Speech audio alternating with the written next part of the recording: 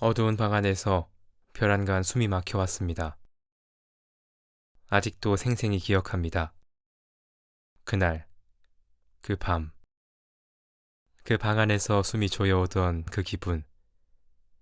호흡이라는 무의식적인 행위가 의식의 영역으로 넘어오던 그 순간의 공포. 제게 글쓰기는 그 감각으로부터 벗어날 수 있는 유일한 비상구였습니다. 내가 좋아하는 것은 무엇인가? 내가 잘하는 것은 무엇인가? 나는 어떤 사람인가? 나는 누구인가?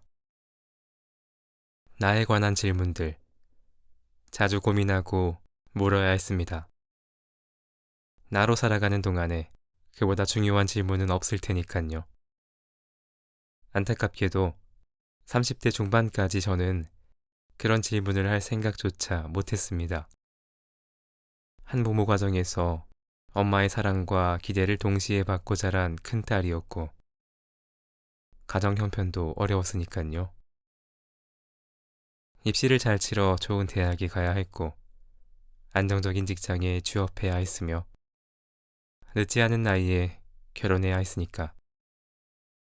대놓고 그래야 한다고 압박하는 사람은 없었지만, 어련히 그래야 한다고 생각했습니다.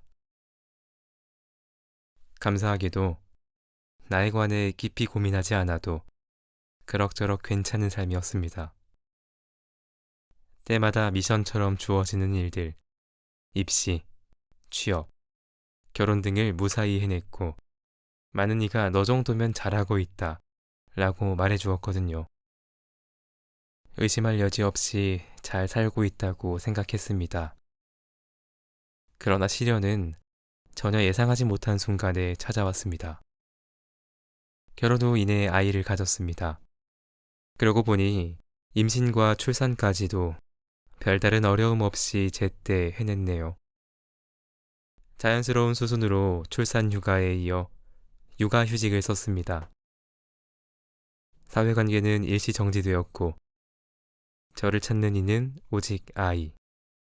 제가 찾는 이도 오직 아이였습니다. 모든 욕구의 방향을 아이를 향해 재설정했습니다. 시간과 공간은 물론이고, 머리와 마음도 전부 내어 아이에게 주었습니다. 충분히 사랑했고, 더없이 사랑받은 시간이었죠. 아이가 자라는 모습을 보는 것만으로도 축복이라 여길 만큼 행복했습니다. 아이는 조금씩 자라는 듯 했지만 어느 순간 보면 훌쩍 자라있기도 했어요. 그 순간들이 아쉬워서 육아 일기를 썼습니다. 감격스러운 아이의 성장과 변화를 행여 잊을까봐 강박적으로 기록했습니다. 시공간, 감정과 생각에 이어 언어까지 모두 아이를 위해 썼습니다. 별다른 갈증을 느끼진 않았습니다. 아니, 그렇다고 생각했습니다. 가끔 원인 모를 공허함을 느낄 때면 배부른 감정이라고 생각했습니다. 이토록 어여쁜 아이를 두고 이 정도 안정적인 환경에서 살면서 감히 공허하다니 배가 불렀구나. 자신을 막다른 길로 몰아세웠죠. 무언가 허전하게 느껴지는 것이 부끄럽게 느껴졌습니다. 그러나 가끔씩 찾아오는 공허함을 막을 도리는 없었습니다. 공허함이 우울함으로 바뀌기까지 그리 오랜 시간이 걸리지 않았습니다. 그때 저는 굉장히 당황했던 것 같습니다. 우울함을 인정하지 못했고 오히려 더 행복한 척 저를 가장했습니다. 그날도 그렇게 어영부영 제 안의 우울을 회피하며 잠자리에 든 날이었습니다. 바로 그 밤이었습니다. 빛이라곤 손톱만큼도 볼 수 없었던 방 안에서 별안간 가슴이 답답해졌습니다. 이내 숨이 막힌다는 느낌이 들었습니다. 평소 의식하지 않던 호흡을 의식해야만 했습니다. 그 순간 제가 느낀 감각은 공포였습니다. 이대로 숨이 막혀 죽을 수도 있겠다. 이것은 생각이 아니라 생생한 감각이었습니다. 아이가 잠들자마자 방 밖으로 뛰쳐나왔습니다. 꽤나 추운 날이었는데 창문을 열고 앉았습니다. 숨을 고르고 마음을 진정시키려고 애썼습니다. 그때부터 달라졌던 것 같습니다. 지금 내가 겪는 힘듦, 내가 느끼는 감정을 제대로 바라봐야겠다는 생각이 들었습니다. 관망하지 않고 직면해야겠다고 생각했습니다. 나를 찾는 글쓰기는 그렇게 시작되었습니다. 매일 쓰던 육아일기 대신 제 마음을 글로 써보았습니다. 이전에 일기에도 힘들다, 지친다 라는 넋두리가 있었지만 명확하게 제 마음을 표현하진 못했더군요. 마구 써봤습니다. 단어도 고르지 않고 앞뒤 문맥도 전혀 고려하지 않은 날것의 문장들이 쏟아졌습니다. 차마 입으로는 뱉지 못했던 욕설도 섞여 있었습니다. 더는 쓸 것이 없다고 생각한 순간 제 끝맺지 않은 문장에 마침표를 찍으며 옅은 해방감을 느꼈습니다. 아이를 보는 게 힘들다고 생각했지만 더 깊은 곳에는 사회관계의 단절에서 오는 외로움이 있었습니다. 육아를 제대로 분담하지 못하고 있다는 억울함이 있었고 익숙하지 않은 가사노동과 육아에 지친 몸과 마음이 있었습니다. 나 때문에 아이가 잘못될지도 모른다는 두려움도 있었죠.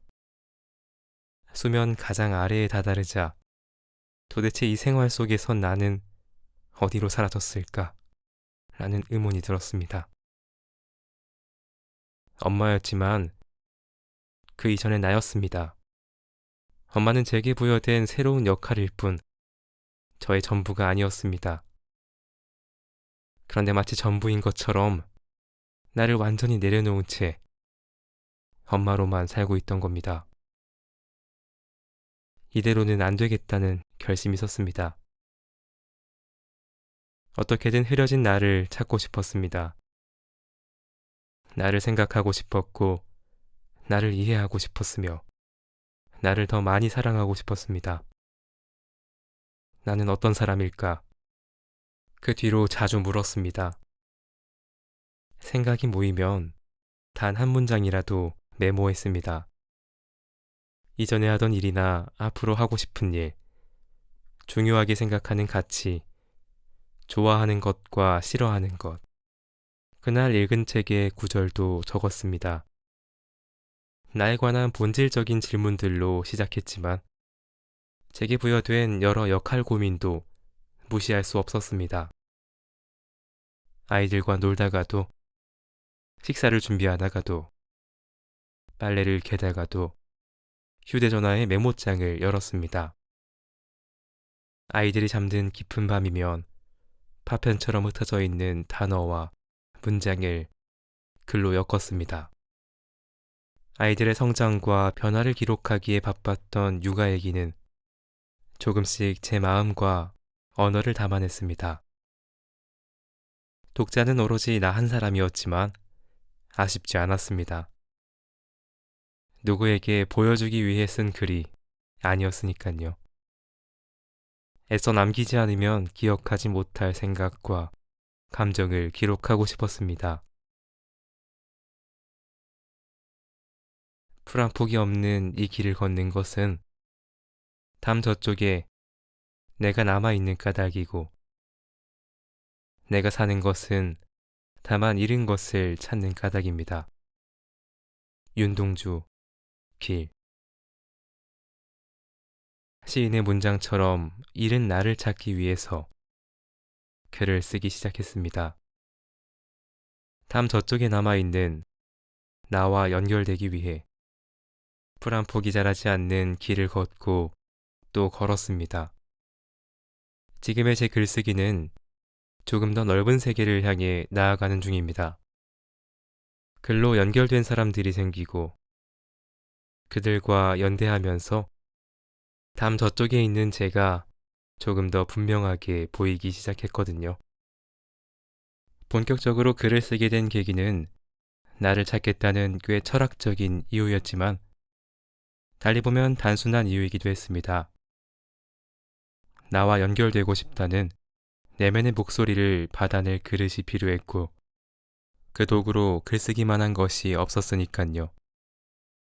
육아의 메인 몸이라 이동이 자유롭지 않았고 여유도 부족했습니다. 글쓰기는 여러 가지로 제약이 적었어요. 준비물이라고 해봐야 메모장이 전부였고 일정한 시간을 정해놓고 매달리지 않아도 시도해볼만 했죠. 그러나 이런 생각에 동의하지 않는 분들도 꽤 많았습니다. 아이를 키우며 글을 쓰는 저를 치켜 세우는 분들도 많았고요. 책을 낸 이후에는 그 치켜 세움이 민망할 정도였습니다. 저에게는 가장 쉽게 접근할 만했던 글쓰기가 누군가에게는 왜 그토록 대단하게 보였을까요? 많은 분들이 글쓰기를 특별한 이들의 영역이라고 생각합니다. 지인들에게 글쓰기를 권했을 때 가장 많이 들은 말이 쓸 게 없다. 그리고 어떻게 써야 할지 모르겠다. 였습니다. 그 말의 숨은 뜻을 생각해보면 글로 써낼 만한 특별한 경험이 없다. 혹은 글로 써낼 특별한 재능이 없다. 라는 말이었습니다. 정말 글을 쓰려면 특별한 게 있어야 될까요? 오래전부터 일기를 썼습니다. 결혼 전부터였으니 10년쯤 되었겠네요. 매일 쓰던 때도 있었지만 1년 가까이 쓰지 못한 때도 있었습니다. 그래도 제게 글쓰기의 출발을 묻는 분들이 있다면 10년 전의 일기부터 말씀드리고 싶습니다. 30년 가까이 엄마 그늘에서 살다가 취업을 하면서 처음으로 독립을 했습니다. 대부분의 사회초년생들이 그렇듯 작은 원룸에서 시작했습니다. 어찌되었든 처음에는 마냥 좋았습니다. 나만의 공간이 생겨서 좋았고 내가 돈을 벌어서 원하는 대로 사는 것도 꽤 즐거웠습니다. 그런데 그 마음이 오래가지는 않았습니다. 처음 하는 일은 힘에 부쳤고 뜻대로 되지 않았습니다. 마음을 둘 곳이 없어서 싱글 침대에 엎드려 한두 문장 쓰기 시작한 것이 일기의 시작이었습니다. 희한하게도 쓰고 나면 좀 괜찮았습니다. 두려움은 덜했고 외로움은 덜어졌습니다. 가끔은 용기가 났고 스스로를 칭찬해주고 싶었습니다. 그렇게 혼자 살던 5년 동안 꾸준히 일기를 썼습니다. 그 일기가 태교 일기로 되고 다시 육아 일기로 이어졌지요. 하지만 그때는 글을 쓴다고 인식하지 못했습니다. 그때까지만 하더라도 저 역시 글을 쓰는 게 좀 더 특별한 일이라고 생각했던 것 같습니다. 육아일기에 육아의 경험 대신 나의 마음을 털어놓던 날 해방감을 느꼈다고 말씀드렸는데 그 감정이 저를 본격적인 글쓰기의 세계로 들어서게 한 것은 분명합니다. 하지만 돌이켜보면 그 바탕에는 오래 써온 일기의 힘이 있었습니다. 나를 찾고 싶다고 생각했을 때 글쓰기를 떠올린 것은 우연이 아니었습니다. 글쓰기에 특별한 재능이 있어서도 아니었고 특별한 경험을 해서도 아니었습니다. 매일 쓰던 일기장이 유일하게 나와 마주할 공간으로 인식되었을 뿐입니다. 이런 이야기를 친한 동생에게 했더니 이렇게 말합니다. 나라면 글 쓸 시간에 친구랑 수다를 떨거나 드라마를 보거나 쇼핑을 하겠어. 언니는 도대체 무슨 에너지로 글을 쓰는 거야? 라고 묻더군요. 수다 떨기, 드라마 보기, 쇼핑하기, 저도 이미 다 해봤지요. 아이 엄마가 된 친구들과 통화를 하며 넋두리도 해보고 아이가 잠든 시간에 넷플릭스로 드라마 몰아보기도 수차례 했습니다. 아이 물건을 왕창 사면서 언제 입게 될지도 모르는 원피스도 사보고 그런데도 해소되지 않는 무언가가 계속 남아있더군요. 글을 쓰면서 깨달았습니다. 수다를 떠는 일도, 드라마를 보는 일도, 쇼핑을 하는 일도 모두 발산보다는 수렴에 가까운 행위라는 것을요. 수다를 떤다는 건 내 이야기를 하는 것만큼이나 상대의 이야기를 들어줄 준비가 되어 있어야 했고요. 내 이야기를 실컷 하더라도 상대의 공감과 지지를 얻을 수 있을지 확신할 수도 없었고요. 어디까지 이야기를 해야 하고 어디까지 숨겨야 할지도 고민스러웠습니다. 드라마를 보는 일은 더했습니다. 드라마 속 인물의 감정선을 따라가는 게 벅찼습니다. 내 감정도 해소가 안 되는데 타인의 감정에 공감하거나 분노할 에너지가 전혀 없었습니다. 제게는 수렴이 아닌 발산의 도구가 필요했습니다. 눈치 보지 않고 내 안의 감정을 꺼내놓을 시공간이 필요했고 역할 속의 나가 아닌 본질적인 나의 이야기를 털어놓을 방법이 필요했습니다. 에너지가 남아서 그랬던 게 아니라 오히려 에너지가 너무 없어서 에너지를 회복하려는 발버둥에 가까웠습니다. 그러니 잘 쓰고 못 쓰고는 전혀 중요하지 않았습니다. 오히려 제게 필요했던 건 나를 마주할 용기였습니다. 특별하지 않은 일이어도 직접 경험한 일이면 글감이 되었고 특별한 재능이 없어도 제 마음을 온전히 담아내는 문장이면 충분했습니다. 요즘도 역할에 몰두하느라 나가 흐려진 느낌이 들 때면 주저없이 글을 씁니다. 하얀 종이에는 아무런 평가도 하지 않고 그저 제 이야기를 담아냅니다. 그렇게 쓰고 또 쓰면서 저는 저와 만납니다. 누구도 대신해줄 수 없는 깊고 진한 위로를 주고받으면서 다시 나로 살아갈 에너지를 얻습니다. 글쓰기가 이렇게 재미있을 줄이야. 글쓰기의 시작은 운명 같았지만 지속은 다른 문제였습니다. 사랑의 시작이 운명적일 수는 있으나 지속에는 부단한 노력이 필요한 것처럼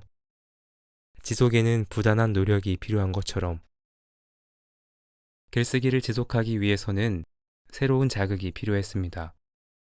매일 수기로 쓰던 일기장을 정리하고 블로그에 글을 쓰기 시작했습니다. 아무리 일기라지만 블로그는 공개된 공간이었고 일기장에 쓰듯이 쓸 수는 없었습니다. 쓴 글을 여러 번 다시 읽으며 조금씩 정제된 글을 올리기 시작했습니다. 사진 한 장 없이 글만 써서 올리는 제 블로그에도 이웃이 생기기 시작했습니다. 그들이 눌러주는 하트와 가끔 달리는 댓글은 글쓰기의 재미를 배가시켰습니다. 그러다 브런치라는 플랫폼을 알게 되었고 작가라는 타이틀에 반해 무턱대고 작가를 신청했습니다. 브런치 작가가 되었다는 메시지를 받았던 날 마치 출간 계약이라도 한 것처럼 무척 기뻤습니다. 브런치에 글을 쓰기 시작한 초기에는 매일 글을 썼습니다. 쓸거리가 넘쳐나기도 했지만 소재가 없다면 만들어서라도 쓰고 싶었습니다. 작가라는 타이틀은 나란 존재 위에 덮여있던 망토를 단박에 걷어내버린 마법 주문 같았습니다. 누가 읽어주느냐, 그렇지 않느냐는 큰 문제가 되지 않았습니다. 오직 진아라는 이름 앞에 작가라는 수식이 붙은 것만으로도 글쓰기가 너무 재밌었으니깐요. 얼마 지나지 않아 돌아가신 할아버지 생각이 나서 글을 한 편 써 올렸습니다. 그게 아주 대박이 났습니다. 글 한 편에 대박이라는 단어를 쓰는 게 어쩐지 우습지만 당시에는 어지러움을 느낄 정도로 엄청난 일이었습니다. 글을 발행하고 얼마 지나지 않아 조회수가 1000명이 넘었다는 알림이 뜨더니 이내 5000명이 넘고 10,000명이 넘었습니다. 당시에 제 구독자 수는 채 100명이 되지 않았고 그나마 절반 이상이 지인이었으니 10,000명이라는 조회수는 가히 충격적이었습니다. 아이들을 보는 일에도 밀린 집안일에도 집중이 안 됐습니다. 어찌된 일인가 찾아보았더니 한 포털 사이트에 그 글이 올라가 있더군요. 그 후로 꽤 오랫동안 그 글은 브런치의 인기 글이었고 꾸준히 조회수가 늘어났습니다. 그 일로 나의 글이 타인과 연결되는 경험이 얼마나 짜릿한 일인지 깨달았습니다.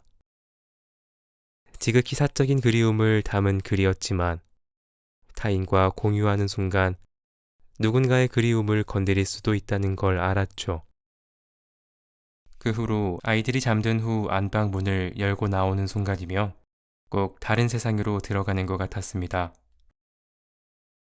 식탁에 앉아 하루를 돌이켜보기도 하고 지난 기억을 더듬어 보기도 하며 쓰고 또 썼습니다. 생활하는 내내 글감을 찾아 헤맸고 아이들이 잠들고 나면 매일 노트북 앞에 앉았습니다.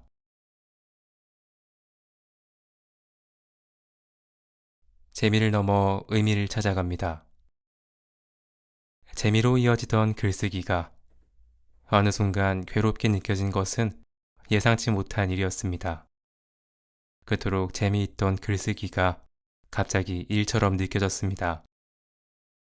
쭉쭉 늘어나던 구독자 수도 언제부터는 제자리 걸음이었고 무슨 글을 써서 올려도 주목받지 못했습니다. 안 써지는 글을 붙잡고 진짜 작가라도 된 것처럼 머리를 쥐어뜯는 게 한심하게 느껴졌습니다. 누가 기다리는 것도 아닌데 습관처럼 글을 써서 발행하려는 노력이 우습기도 했습니다. 며칠 동안 노트북을 열지 않았습니다. 루틴을 만드는데 오랜 시간이 걸렸지만 깨는 건 순식간이더군요. 허무할 정도로 단박이었습니다. 쓰지 않으니 편안했습니다. 고민도 줄었고 생각도 줄었습니다. 아이들이 잠들고 나면 영화를 보거나 예능 프로그램을 보며 맥주를 마셨습니다. 어찌나 시간이 잘 가는지 금방 새벽 1시가 되었습니다. 쫓기듯 잠을 잤고 피곤한 몸으로 아침을 맞았습니다. 글쓰기를 멈추었을 뿐인데 일상 전체가 무의미하게 느껴졌습니다. 급기야 불안이 싹트기 시작했습니다. 이유는 분명했습니다. 글을 쓰지 않는 동안 몸은 편했을지 몰라도 마음은 불편했던 겁니다. 글쓰기는 옅어진 나와 연결되는 유일한 길이었습니다. 벼랑간 글쓰기가 괴로워진 것은 나의 자리를 남이 차지하면서 일어난 일이었습니다. 구독자 수가 늘지 않고 애써 쓴 글이 주목받지 못하자 글쓰기가 즐겁지 않았습니다. 제 여물지 못한 저의 글쓰기는 갑작스럽게 많은 구독자와 만나면서 도리어 방향을 잃어버렸던 겁니다. 그동안 저는 글을 쓰면서 일상에 숨겨진 의미를 찾았고 흘려보내던 시간을 정성껏 기록하는 일에 기쁨을 느꼈습니다. 잊힌 기억을 고스란히 되찾았고 잃어버렸던 나만의 시공간을 되찾았으며 흐려지던 나란 존재를 선명하게 인식할 수 있었습니다. 나의 글이 남에게 닿는 일은 감동적인 일임에 틀림이 없습니다. 하지만 글쓰기의 목적이 오직 남을 향해서는 안 된다는 생각이 들었습니다. 제 글을 좋아해 주시는 분들이 생기고 그분들의 공감을 받으면 글쓰기가 더 즐겁긴 하지만 그게 전부일 수는 없으니까요. 글쓰기는 나의 욕구, 나의 생각, 나의 감정, 나의 가치관, 결국 나를 쓰는 일이었습니다. 누군가에게 보이고 싶다는 욕구를 저버리긴 어려웠지만 결국 다시 노트북 앞에 앉았습니다. 다시 일상을 돌아보기 시작했고 제 안의 목소리에 집중하기 시작했습니다. 흐트러진 글쓰기의 루틴을 다시 잡기 위해서는 전보다 몇 배의 노력이 필요했습니다. 재미로 쓰던 때에는 마음보다 몸이 먼저 반응했지만 의미를 찾아가며 쓰려니 마음이 몸을 일으켜야 했습니다. 더는 아이들을 재우는 시간 동안 아드레날린이 솟지 않았습니다. 오히려 쏟아지는 잠을 꾸역꾸역 참고 써내야 하는 날이 많았습니다. 잠든 아이들을 뒤로 하고 방문을 열 때면 북극 한파와 마주하는 기분이 들기도 합니다. 무슨 부귀영화를 누리겠다고 또 노트북 앞에 앉았나 싶은 생각도 꽤 자주 합니다. 그러나 이제는 압니다. 글쓰기는 끝내 저에게 부귀영화를 가져다 주지 않는다는 사실을요. 다만 살아가는 동안 끊임없이 나를 돌아보게 하고 사랑하게 하며 그로써 조금 더 나은 나로 살아가게 하겠지요. 그건 틀림없습니다.